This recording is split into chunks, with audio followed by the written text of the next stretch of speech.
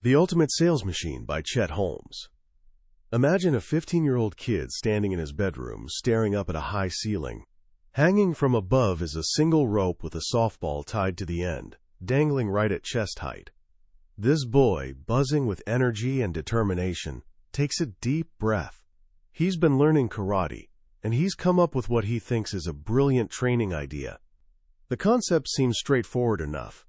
Strike the ball, and when it swings back toward him, he'll block it, deflect it, and strike again.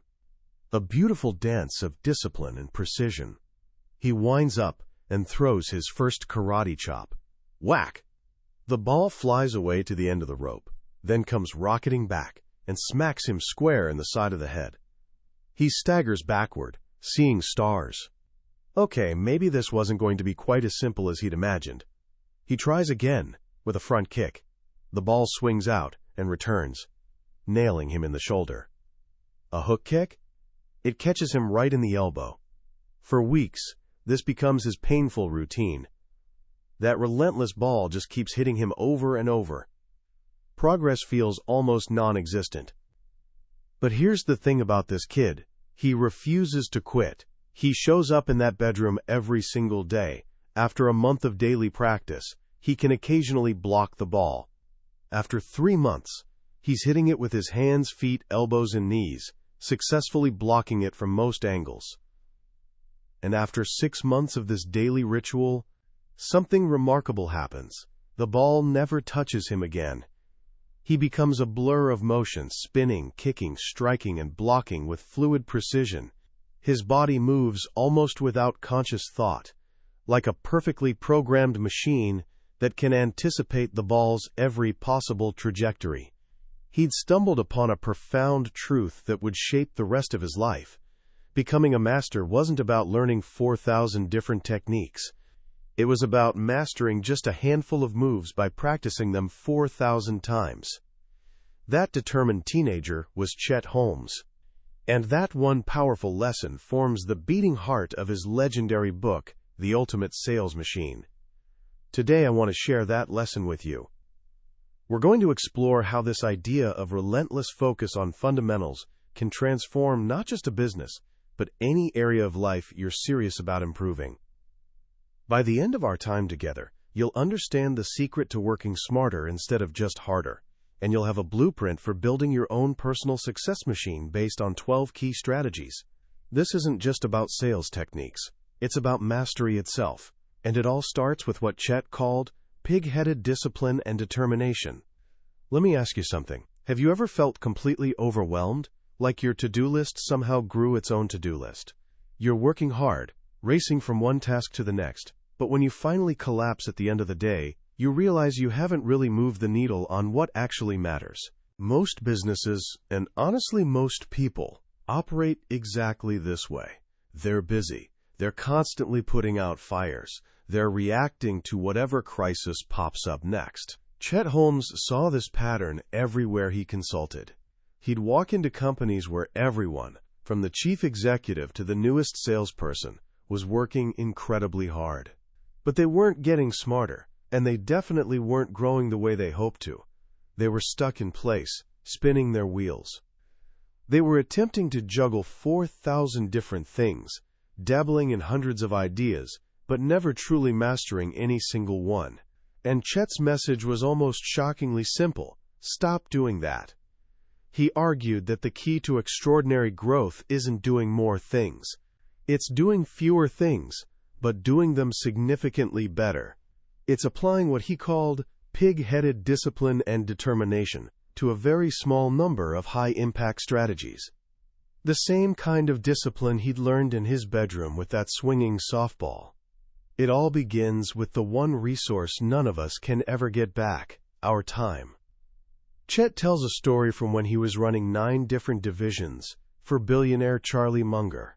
Back then, he was the classic got-a-minute manager. All day long, his team members would pop their heads through his door asking, "Hey, got a minute?" And naturally, being helpful, he always said yes. His entire day became an endless series of interruptions. He was working 12-hour days, 7 days a week, just reacting to whatever chaos walked through his door. He'd drag himself home exhausted, only to start the creative work he couldn't get to during the actual workday. He knew something had to change fundamentally. He noticed that his boss, the billionaire, didn't operate this way at all. To meet with Charlie Munger, you needed a scheduled appointment. You needed a clear agenda. Meetings were focused and productive. Then they ended. So Chet made a decision. He'd run his own life like a billionaire runs theirs. He sent out a memo that essentially ended the quote-a-minute culture in his office. It said, plain and simple, "Do not come to my door asking if I have a minute. The answer will be no." Instead, he established weekly, one-hour meetings for each of his major impact areas like sales, marketing, and customer service. All ideas, all issues, all non-urgent concerns had to wait for those scheduled meetings. The result was nothing short of revolutionary. He went from reacting for 80 hours a week to proactively running his business in just a handful of highly focused hours. Suddenly, the rest of his time opened up. He could finally think strategically, plan ahead, and work on the business instead of just working in it. This led directly to his first core principle for building the ultimate sales machine. You absolutely must master your time before you can master anything else. He distilled it into 6 simple steps, but the most powerful one is what he called the touch it once rule. Think about your own day for a second. How many times do you open an email, read it, think, "I'll deal with this later," then close it? Later you open that same email again, reread it, rethink about it. Chet actually calculated that just 15 minutes of this wasted rereading each day adds up to over 97 hours per year. That's more than 2 full weeks of work where absolutely nothing gets accomplished. His rule is beautifully simple. If you touch it, take action immediately. Don't open the email until you're actually ready to deal with it. Don't pick up that piece of mail unless you're prepared to respond. This one shift forces you to become proactive instead of constantly reactive. The second part of his time mastery system was making a list of the 6 most important things you need to accomplish each day. Not 26 things, just 6. A long list becomes a recipe for feeling busy without being productive. You'll naturally pick the easy tasks just for the psychological satisfaction of crossing them off, while the most important, most difficult tasks get pushed to tomorrow, then the next day, then the next. With a list of only 6 items, you're forced to focus on what truly matters. And there's an enormous psychological boost when you cross off that 6th item and know with certainty that you've accomplished the most important things for that day. Once you've got your time under control, you create the space needed to install the next foundational piece of the machine, relentless training. Chet loved telling the story of 2 woodcutters. The first one works all day long, swinging his axe without a single break. The second one stops frequently, taking what look like long rests. At the end of the day, the second woodcutter has cut a much larger pile of wood. The first woodcutter, exhausted and confused, asks, "How is that even possible? You were resting all day." The second woodcutter just smiles and replies, "I wasn't resting. I was sharpening my saw." Training, Chet argued passionately, is sharpening your saw. Most companies view it as an annoying interruption from the real work, but the most successful companies recognize it as the most important work of all. He points out that only about 10% of people naturally seek out learning and improvement on their own. The other 90% simply won't improve unless it's made a requirement. This is exactly why you need to build a culture of mandatory, consistent, ongoing training. Not just a one-time motivational seminar that gets everyone pumped up for about a week before they forget everything they learned. No, Chet advocated for regular, repetitive training on the fundamentals, the same way he practiced those karate moves 4,000 times. He discovered that with each training session on the same core topic, the skill level rises noticeably, and while it might drop off slightly afterward, it never drops all the way back to where it started. With each repetition, the baseline gets higher and higher, until eventually the skill becomes permanent. until it becomes true mastery. And the most effective way to conduct this training? Through workshops. This isn't about a manager lecturing at a passive team. It's about getting everyone in a room to actively work together on solving one specific problem. He tells an incredible story about a publishing company he consulted with. He gathered 20 employees and asked one simple question: what are the things standing in the way of this being a much better company? Together they filled an entire whiteboard with ideas. One major issue that kept coming up was too many inconsistencies in how customer service handles complaints. For an entire decade, these problems had festered and grown. Whenever a particularly tricky complaint came in, it would inevitably end up on the president's desk, because there were no standard procedures in place. The president was always too busy putting out fires to ever create a permanent solution. So Chet held a focused workshop on just that one issue. In 2 hours, just 2 focused hours, the team collectively identified and solved 18 distinct customer service problems that had plagued the company for 10 years. They created standard responses, drafted form letters, and established a clear hierarchy of solutions the representatives could offer without needing management approval. The president's time was suddenly freed up, and the employees felt genuinely empowered. The machine was starting to run more smoothly. This is exactly what Chet meant by working on the business. 1 hour per week, dedicated to a workshop that improves one small piece of the machine. After a year, you have a massively transformed company. Once you have this foundation solidly in place, your time is managed well, your team is constantly training and improving, and you're using workshops to systematically solve problems. Now you can start thinking like a true strategist. And this, my friend, is where the real magic begins. This is the idea that separates the merely good from the truly brilliant. Chet asks you to imagine a giant stadium. The entire audience is filled with your perfect prospects, every single person you could ever want to sell to. You get one chance to walk out onto that stage and deliver a presentation. Right before you go out, the announcer tells the crowd, "You had to come here today, but you don't have to stay. If this person isn't interesting, you're free to get up and leave whenever you want." Now, what would you say? If you confidently walk out and announce, "Hi everyone, I'm here to tell you why our widgets are the absolute best widgets in the world." What do you think happens? Almost everyone stands up and leaves. Chet Holmes, through years of careful research, discovered something he called the buyer's pyramid. At any given moment, in any market, only 3% of people are actively buying now. They're searching for a solution right this second. Maybe another 7% are open to the idea, but they're not actively looking yet. But the other 90%?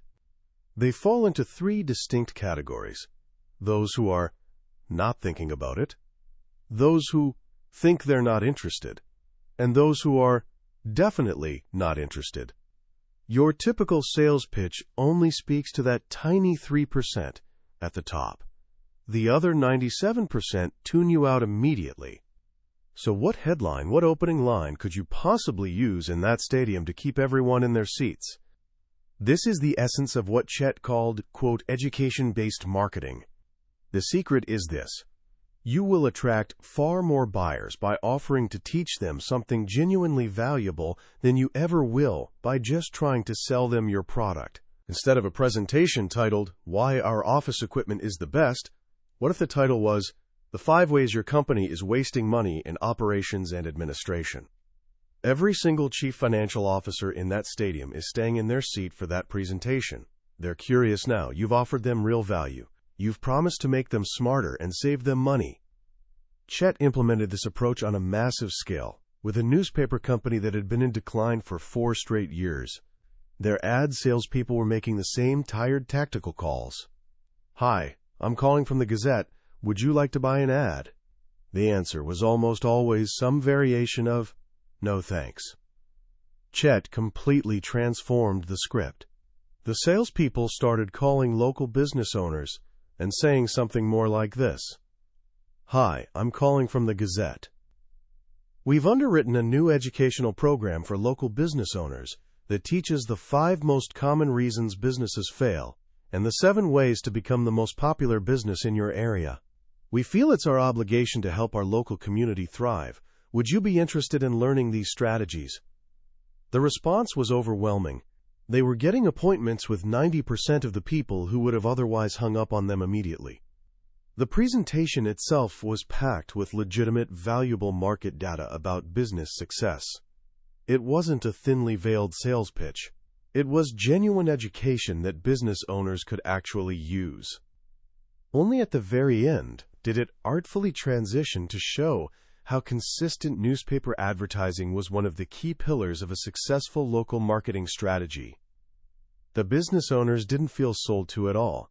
They felt educated and empowered, and as Chet wisely observed, when you sell, you break rapport. When you educate, you build it. This single strategic shift accomplished a dozen objectives all at once. It made getting appointments easy. It positioned the salespeople as trusted experts instead of pushy vendors. It built genuine trust and credibility. It subtly unseated all their competitors by establishing new criteria for success. And it made selling almost foolproof because the presentation itself did all the heavy lifting. This brings us to the most precisely targeted strategy in the entire book, the one that Chet personally used to double a company's sales 3 years in a row. He called it the Dream 100 strategy. The logic is elegantly simple. In any market, there's a relatively small number of best buyers who buy more, buy faster, and buy more often than anyone else. Instead of marketing to everyone with a scattered approach, you focus a relentless, dedicated effort on just your top 100 dream clients. When Chet took over advertising sales for one of Charlie Munger's magazines, he discovered that out of 2,200 potential advertisers, just 167 of them accounted for 95% of all the advertising spending in the entire industry. His magazine hadn't landed a single one of them, so he launched a focused Dream 100 campaign. He and his team started hitting those 167 dream clients from every possible direction. They sent personalized letters. They made strategic phone calls. But they also did something creative and genuinely unforgettable. Every 2 weeks, they sent a small, clever gift. One week, it was a Rubik's Cube with an attached note that said, "Puzzled about how to increase productivity? We can help." 2 weeks later, it was a flashlight. "Don't be in the dark about the biggest dangers facing your industry." Then a compass arrived. Losing direction in today's market? It was fun, it was different, and most importantly, it got their attention.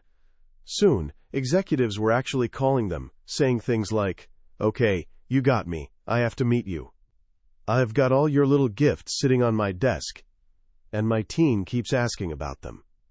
This pig-headed, disciplined campaign, combined with their powerful educational presentation, worked wonders.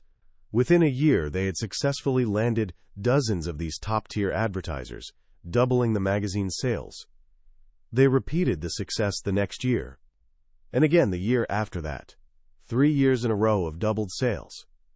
This perfectly demonstrates the power of focus. While everyone else in the industry was frantically chasing thousands of small fish with a wide net, they were laser-focused on landing the whales. Of course, a brilliant strategy and a perfect target list are completely useless without the right people to execute the plan. This is why Chet dedicated so much of his work to the science of what he called hiring superstars. He believed that most companies don't actually know what to look for when hiring. They hire based on background and experience, but Chet hired based on personality traits. He used various profiling tools, but his core insight was that a superstar salesperson needs a unique combination of 2 specific traits: high dominance and high influence. In simple terms, high dominance means having a strong ego. It's that inner drive, that personal ambition, that absolute refusal to accept no for a final answer. It's the psychological armor that allows a salesperson to face rejection 8 times in a row and come back for a 9th attempt with confidence, because they genuinely believe the client needs what they're offering. High influence is empathy and likability. It's a love of people, the natural ability to build rapport quickly, to listen actively, and to genuinely understand another person's perspective. Someone with only high influence is too nice. They completely understand why the customer doesn't want to buy, and they rarely close deals. Someone with only high dominance is a bulldozer. They might occasionally close a sale through sheer force, but they'll alienate the customer in the process. But someone with both traits, that person is a genuine superstar. They bond with people like crazy, but they also have the inner drive to always ask for the sale. Chet developed a now famous method for finding these rare individuals. His job advertisements would start with a bold headline, "Superstars Only." The ad itself was written as a challenge. It said things like, "Don't even bother calling unless you're a proven overachiever and can demonstrate it." This naturally attracted people with strong egos right from the start. But then came the real test. When a promising candidate actually called, the first thing Chet's team would do seems counterintuitive. They'd reject them. The conversation would go something like this: "So you think you're a superstar? Tell me why." The candidate would launch into their pitch about their achievements, and the response would be a calm, almost dismissive, "I'm not really hearing it. I'm not hearing superstar qualities here." Most candidates would crumble under this challenge. They'd stammer, apologize, and quickly hang up. But a true superstar, their ego would kick into gear. They wouldn't accept that rejection. They'd push back. They'd start asking probing questions. They'd start selling themselves even harder. Some might even say something like, "Well, maybe you're not listening carefully enough." That's the person Chet wanted to hire. He was testing for resilience and that essential inner fire before he'd even agreed to meet them in person. Finally, all these pieces, the time management, the training culture, the strategy, the targeting, the hiring, are held together by the final two disciplines: masterful sales skills and fanatical follow-up. For Chet, the sales process was a science with 7 distinct steps, but the underlying philosophy was beautifully simple. It begins with establishing genuine rapport, not just surface-level small talk. It's about genuinely getting into the client's world, understanding their business goals, their current challenges, their family situation, even their hobbies and interests. It's about becoming an actual friend. Because, as he well knew, it's very difficult for a competitor to steal a client away from a true friend. And after the sale is finally made, the work isn't over at all. It's actually just beginning. The 7th and most consistently overlooked step is systematic follow-up. Chet believed that the moment you walk out that door after closing a deal, the client starts to cool off emotionally. The enthusiasm naturally fades. The clutter factor of 1,000 other messages flooding in each day starts to erase their memory of you and what made you special. Your job is to stay visible in their world forever, not by constantly trying to sell them more stuff, but by continuously bonding with them. By sending handwritten thank you notes, by sharing a funny cartoon that made you think of them, by hosting appreciation events and client parties, by sharing a meal with no agenda, by becoming such a valuable resource who helps them succeed in their own business that you're genuinely indispensable, by becoming so naturally ingrained in their world that the thought of buying from anyone else would feel like a betrayal of the relationship. That's how you transform a one-time customer into a client for life. That's how you build an unbreakable bond. And that's the final piece that locks the ultimate sales machine into place, ensuring it runs smoothly, powerfully, and profitably, year after year after year. It's a system built not on unnecessary complexity, but on the relentless, pig-headed, disciplined mastery of the fundamentals. When you really step back and look at everything Chet Holmes teaches throughout the ultimate sales machine, it's natural to get excited about specific tactics like the Dream 100 approach, or the stadium pitch concept, or the techniques for hiring superstars. These are genuinely powerful, potentially game-changing strategies. But here's the thing. The most profound lesson isn't actually any single tactic or technique. It's the simple, almost stubborn underlying philosophy that he first learned as a kid in his bedroom with that swinging softball. True mastery comes from the relentless, disciplined repetition of the fundamentals. It's the idea of pig-headed discipline and determination. We live in a world absolutely obsessed with novelty. The next shiny object, the next supposed hack, the next promised shortcut to success. We want to learn 4,000 different things, somehow convinced that more information is the key to success. But Chet's entire body of work argues exactly the opposite. He demonstrates that the path to extraordinary results isn't wider, it's deeper. It's not about doing more things, but about doing the essential things over and over and over until they become second nature, until you can do them without thinking, until your organization runs like a well-oiled machine. This philosophy is incredibly liberating, especially when you're young and ambitious. It tells you that you don't need to know everything. You don't need to be a genius with some rare gift. You just need to have the discipline to focus intensely. Pick the few things that truly matter, like the 12 core competencies he carefully lays out, and commit to them with a focus so intense that it might border on obsession. This principle applies to absolutely anything you want to achieve in life. Learning a musical instrument isn't about memorizing 1,000 complex chords. It's about mastering the basic scales and fundamental chords so thoroughly that your fingers move without conscious thought. Becoming a great athlete isn't about knowing 1,000 fancy plays. It's about drilling the fundamentals of your sport until your body reacts instinctively in game situations. And building a successful project, business, or career isn't about frantically chasing every new trend. It's about mastering the basics of time management, strategic thinking, and consistent execution. So how can you start applying this powerful idea to your own life right now? You don't have to transform everything overnight. Just start with one thing. First, master your time. For just 1 week, try Chet's List of 6 approach. Before you go to bed each night, write down the 6 most important things you need to accomplish the next day. No more than 6. And then, with pig-headed determination, don't allow yourself to get sidetracked until those 6 things are actually done. Notice how it feels to end a day, knowing with certainty that you accomplished what truly matters. Second, become an educator instead of a seller. Pick a subject you're genuinely passionate about, a hobby, a school project, an idea for a potential business.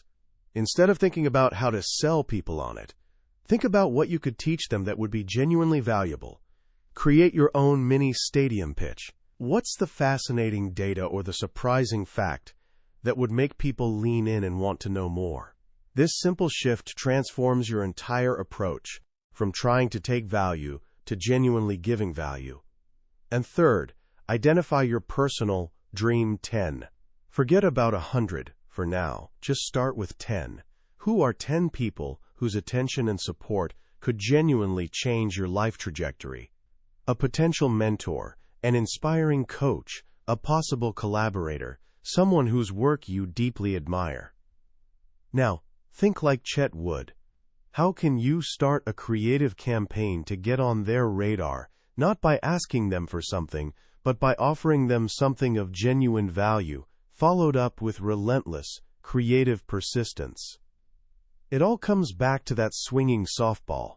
Mastery isn't magic or mysterious. It isn't reserved exclusively for the naturally gifted.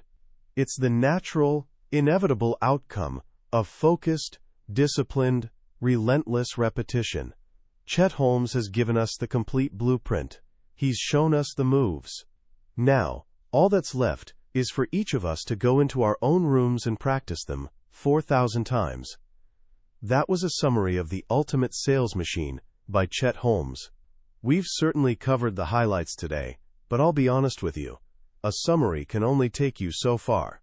The real magic happens when you hold the actual book in your hands and let the ideas sink in deeply. It's in those quiet moments when a particular story or even a simple phrase connects with you in a way you didn't expect. This podcast is designed to be your guide, to help you decide if this book deserves your time and attention. If anything we've talked about today has sparked even a small fire in you, I'd encourage you to grab a copy. Reading it isn't just about learning new concepts. It's an experience that can genuinely change how you approach your goals and your daily life. You'll find a link to the book in the description below.